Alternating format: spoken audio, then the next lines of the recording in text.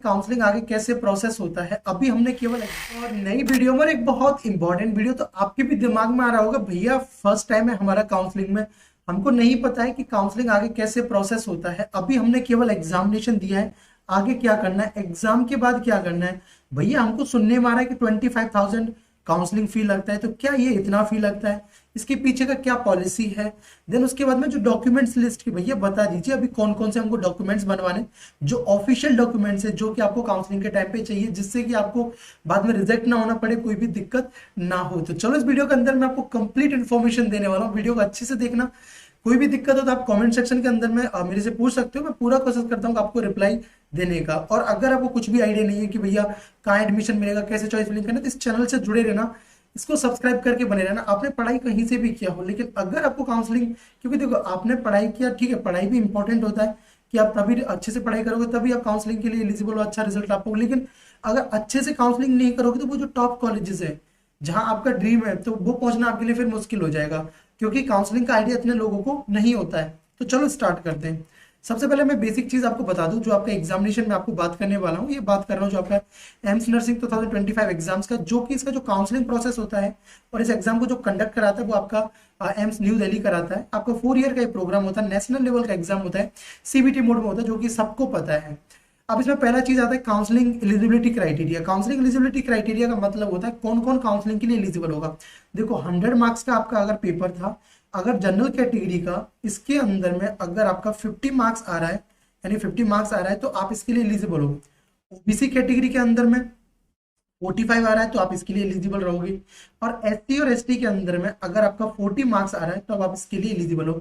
ये है counselling eligibility cut off. कहने का मतलब कि सभी लोग इसके अंदर में काउंसलिंग के लिए एलिजिबल नहीं होते। ये मत समझ लेना नहीं भैया मेरा तो इतना मार्क्स आ रहा है मैं एलिजिबल हो पाऊंगी क्या। अगर तो किसी का 40 से कम आ रहा है, वो डिपेंड करेगा उसका कैटेगरी कौन सा है, ठीक है ना, वो डिपेंड करेगा उसका कैटेगरी कौन सा है। क्योंकि जितने भी स्टूडेंट होते हैं जो कैटेगरी वाइज, उसके 4 टाइम स्टूडेंट को ये काउंसलिंग के अंदर में लेता है। ध्यान से देना, मैं सही वो आपको ये 4 टाइम्स बोल रहा हूँ, ठीक है ना, ये क्लियरली मेंशन है। आप अगर जाके प्रोस्पेक्टस चेक करोगे कौन कौन सा डॉक्यूमेंट चाहिए एम्स के लिए, तो ये मैं आपको बताने वाला हूँ। इस चीज का आपको ध्यान रखना है, ठीक है ना। देखो पहला है list of the documents and certificate that are required to deposited in original along with, मतलब आपको ओरिजिनल भी डिपॉजिट करना है और उसकी जो फोटो कॉपी भी आपको देनी है। सबसे पहला होगा ऑफर लेटर।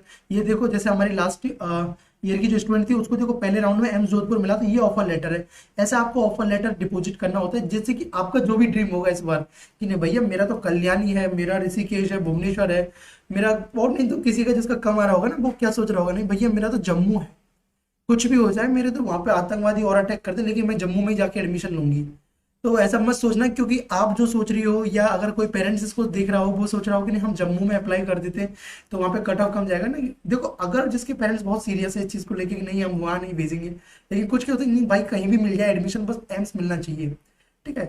तो ऐसा आपका होने वाला ऑफर लेटर। दूसरा है सीट एलोकेशन लेटर। ये आपको मिलेगा जब आपको एडमिशन मिल, आपको जो सीट मिल जाएगा। उसके बाद में फाइनल रजिस्ट्रेशन स्लिप। ये फाइनल रजिस्ट्रेशन स्लिप क्या है, जब आपने एम्स का एप्लीकेशन फॉर्म फिलअप किया था तो जो कंफर्मेशन पेज लास्ट में निकल के आता है उसी को फाइनल रजिस्ट्रेशन स्लिप आपको बोलते हैं। देन उसके बाद में admit card issue by the AIIMS. तो जो आपको एडमिट कार्ड आया, तो प्लीज लोग इसका गलती करते हैं, तो अभी आप पहले अपना एडमिट कार्ड चेक कर लेना, बाद में पोर्टल से जाए कुछ भी हो, अभी एडमिट कार्ड का जेरोक्स करवा के अपने पास में रख लेना। उसके बाद में 10th का पासिंग या बर्थ सर्टिफिकेट आपकी डेट ऑफ बर्थ के प्रूफ के लिए, अगर आपके पास बर्थ सर्टिफिकेट है तो वो चल जाएगा, अगर बर्थ सर्टिफिकेट नहीं है तो 10th का मार्कशीट जो आपका है वो आपका चलेगा। देन आपका copy of the certificate along with original proof of the 10+2 and senior secondary school, ठीक है ना, ये आपको चाहिए, ठीक है ना। देन उसके बाद में है आपका अलॉन्ग विद द बोर्ड, हाँ ये वही चीज़ है। देन उसके बाद में आपका copy of the marksheet along with original qualifying, जो आपकी ये मार्कशीट्स वगैरह हैं इन सब की आपको चाहिए, जिससे पता चल पाए कि आपने ये उनको प्रूफ मिल पाए कि आपने 55% जो क्राइटेरिया है, अगर भाई जिसका जनरल और ईडब्ल्यूएस के अंदर में है तो उसका कम से कम 12th के अंदर में 55% होना चाहिए, ठीक है ना। और आपका देखो ये 50% आपका SC ST होना चाहिए और ये सब्जेक्ट आपके पास में होनी चाहिए, तभी आप एलिजिबल रहोगे, वरना फिर आपको बाद में दिक्कत होगा। मैं आपको अभी भी हाईलाइट कर देता हूँ सब्जेक्ट्स को। देखो इंग्लिश आपके पास में 12th में होना चाहिए, फिजिक्स, केमिस्ट्री और बायोलॉजी ये आपके पास में होना चाहिए, और ये देखो 55% ये होना चाहिए, ठीक है। ये SC ST का ये हो गया।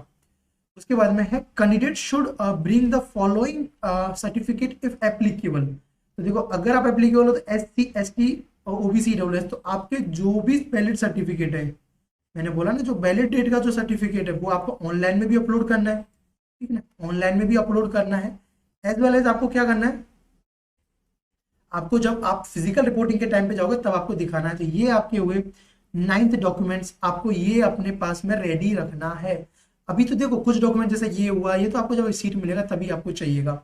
अब मैं आपको ना प्रोसेस बताता हूँ अच्छे से, 1 बाय 1 स्टेप बाय स्टेप। देखो मैं आपको क्या बोला था, हाँ एक एक मैंने इसलिए इसको ऐड कर दिया, जो स्टूडेंट बोल रहे थे कि भैया कहाँ पे लिखा हुआ है कि कि इस डेट का ही वैलिड का सर्टिफिकेट होना चाहिए, हमको तो नहीं पता। देखो अगर आप अपना प्रोस्पेक्टस या इन्फॉर्मेशन बुलेटिन रीड करोगे, देखो मैंने ना एक एक पेज का उसका एक एक वर्ड रीड किया हुआ है। देखो साफ साफ पहले तो यही लिखा हुआ है, फिर उसके बाद में ब्रैकेट बना के क्लियर वहां पे भी यहाँ लिखा हुआ है। देखो हाँ ये देखो considering income up to financial year, ये हो गया, ठीक है ना। ये देखो इनकम के लिए हो गया। अब देखो अब इसमें लिखा हुआ है application do not have non creamy layer certificate of financial year, ठीक है ना। आप ये देखो एप्लीकेशन फॉर्म के टाइम पे तो आप अपना ओल्ड अपना जो था ना अपने एप्लीकेशन फॉर्म, तो आपने एक्नॉलेजमेंट आपने अपलोड कर दिया, या कोई ओल्ड है तो वो आप कर सकते हैं। लेकिन देखो यहाँ पे जब लिखा हुआ है when asked to submit upload the valid certificate, applicant must produce the applicable certificate valid for financial year 2025 और 26 as said above। अगर ये है तभी आपके लिए जो आप उसका क्लेम कर पाओगे रिजर्वेशन को। अगर रिजर्वेशन को क्लेम नहीं कर पाओगे और आपका जो एज है वो मिनिमम एज देखो 17 साल हो जाना चाहिए 31 ऑफ दिसंबर में 2025 तक, ये मैंने बता दिया। अब मैं आपको बताता हूँ काउंसलिंग प्रोसेस कैसे होता है। कि भैया अभी तो डॉक्यूमेंट्स देख लिया, ये सब तो पहले मैंने आपको बता दिया। अब आपका काउंसलिंग देखो, आपने दिया एग्जाम, अभी एग्जाम दे दिया, ठीक है। अब कैसा भी गया हो ना, अभी तो आपके दिमाग में ये टेंशन बहुत होगा, आपको कहीं आप वीडियो देख रहे हो कोई बोल रहा होगा इतने में एडमिशन मिल जाएगा, कोई कुछ बोल रहा होगा। तो मैं तो आपको यही बोलूंगा कि लोग कुछ भी बोले, आपको ना रैंक कार्ड के लिए वेट करना है, ठीक है ना। रैंक कार्ड का वेट करना है, क्योंकि मार्क्स से आपको बस एक आइडिया मिलता है यार, मार्क्स से एग्जैक्ट कोई नहीं बता सकता। रैंक से अगर आओगे तो रैंक के मेरे पास आना आपकी, भैया मेरा रैंक ये है, मुझे एडमिशन मिलेगा नहीं मिलेगा, तो मैं आपको पूरा ऐसे चांसेस करके बता दूंगा, हाँ 90% चांसेस तुम्हारा मिलने का, नहीं 80% है, वट एवर। तो देखो आपका एग्जाम हुआ, एग्जाम होने के बाद में क्या होता है, अभी आपका मेरिट लिस्ट आएगा। उससे पहले आपको कुछ भी डॉक्यूमेंट्स अपलोड नहीं करना है, इस चीज का ध्यान रखना। उससे पहले आपको कोई भी डॉक्यूमेंट्स अपलोड नहीं करना है, आपको केवल अभी एग्जाम आपने दिया है, आपका मेरिट लिस्ट आएगा जिसको रिजल्ट बोलते हैं। ये कब आएगा, 6 जून तक आ जाएगा, ठीक है ना। ये टेंटेटिवली डेट है, लेकिन आप उम्मीद कर रहे हैं कि ये टाइम पे काम कर देता है। इसी दिन आपका वही मेरिट लिस्ट, उसी को रिजल्ट को मेरिट लिस्ट बोलते हैं। उसके बाद में तब जाके अपने सर्टिफिकेट आपको अपलोड करने होते हैं, ठीक है ना। आपको उसके लिए मेल भी आएगा, ठीक है, ऐसा नहीं कि आपको नहीं, मेल आएगा आपको पूरा आपके उस पर कि आपको अपलोड करना है। तब जाके जब आप काउंसलिंग के टाइम पे आप रहोगे, अगर आपके पास में वैलिड सर्टिफिकेट रहेगा तो जो आपका स्कोर आ रहा है उसकी आपकी जो कैटेगरी रैंक है उसको वो मानेंगे, अगर नहीं है तो फिर कैटेगरी रैंक को नहीं, जनरल की तरह आपको ट्रीट किया जाएगा।